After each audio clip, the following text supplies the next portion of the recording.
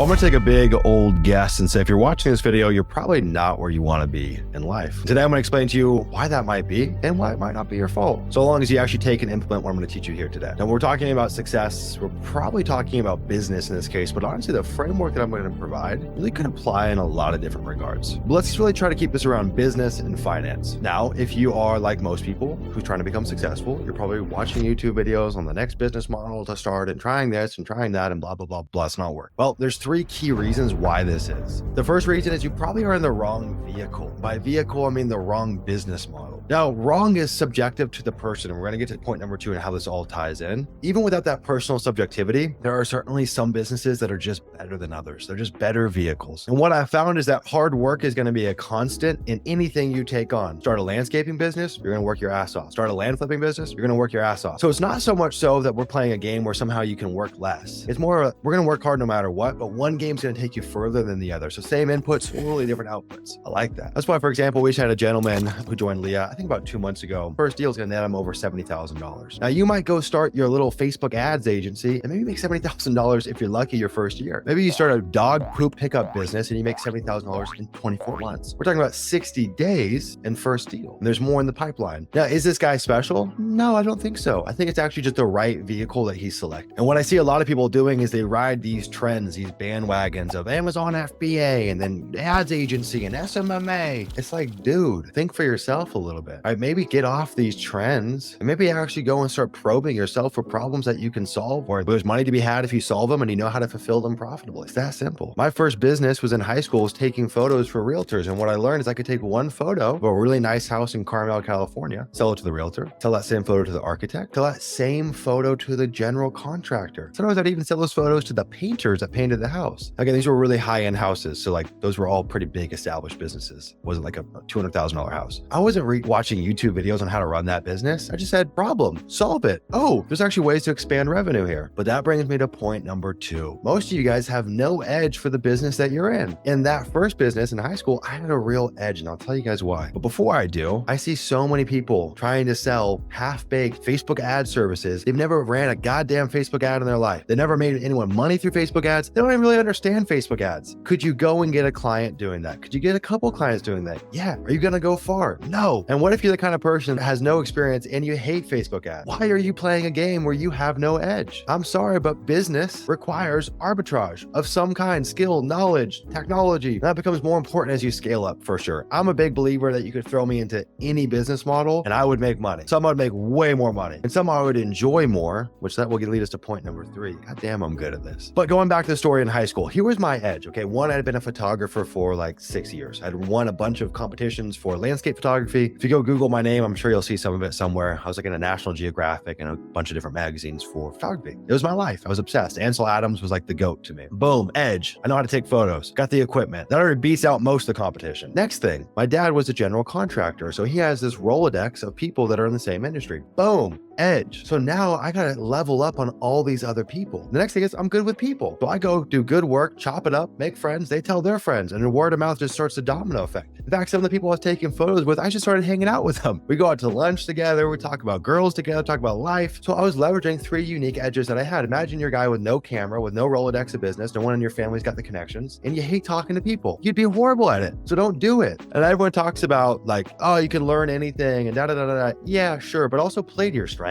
We all got strengths. We all got weaknesses. For example, I had those strengths there. I'm horrible at Facebook ads. I'm the last guy you want to run Facebook ads. In fact, I'm bad at a lot of things. I mean, just check this out. Here's Fiverr.com. I tried to make money through Fiverr when I was a little kid. In fact, I created this listing here that says, I will create a video testimonial. Hey, that's me. I think I was about 12 years old. I got 2 negative 1-star reviews because I wasn't good at it. You might have done that and freaking printed cash. I tried it, recognized I sucked. So I stopped quickly after. I don't think I ever made a single dollar from Fiverr, but I had no edge there. And the last thing, number 3, is the wrong timeline. And the beautiful thing is all these points tie in wonderfully together. You're in the wrong vehicle. You're never really going to get the results to stick around. If you have no edge, you're never going to have an arbitrage that allows you to go far and to allow you to feel like you're in this place of momentum. Like it feels good when you're just crushing. It feels good when you're using your unique God-given gifts and people actually want. It feels cool when you get paid for those things. It feels cool when you get paid for work that you would otherwise probably do for free. Like I like making YouTube videos. I would do this for free. hey, I happen to get paid for it in a roundabout way. So if we don't have those two things, we're not going to stick around long enough. And the truth is, I don't know when you're going to become successful. No one does, not even you. It kind of reminds me of what Warren Buffett said about the stock market.